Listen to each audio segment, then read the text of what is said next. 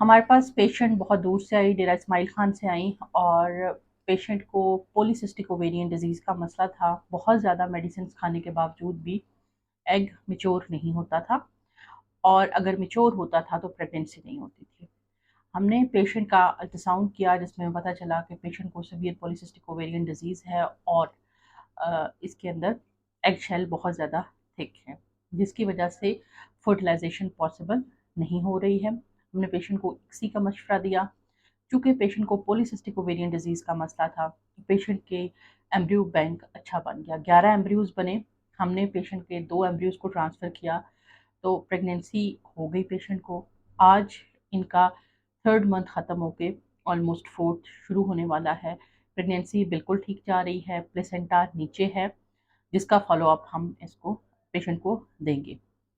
अगर अंडा और स्पर्म यकजान नहीं हो पा रहे किसी भी वजह से, चाहे स्पर्म कमज़ोर हैं, चाहे अंडे कमज़ोर हैं, या अंडों के छिलके सख्त हैं, एग शेल थिक है, तो इन सारी चीज़ों का इलाज इक्सी के ज़रिए से पॉसिबल है।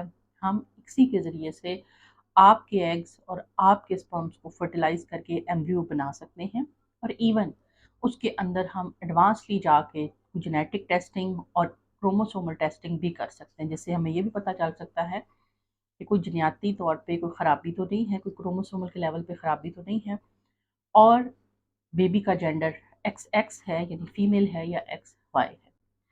लेकिन हर केस में हम ये नहीं करते, बाज़ औक़ात हम सिर्फ इक्सी की तरफ जाते हैं।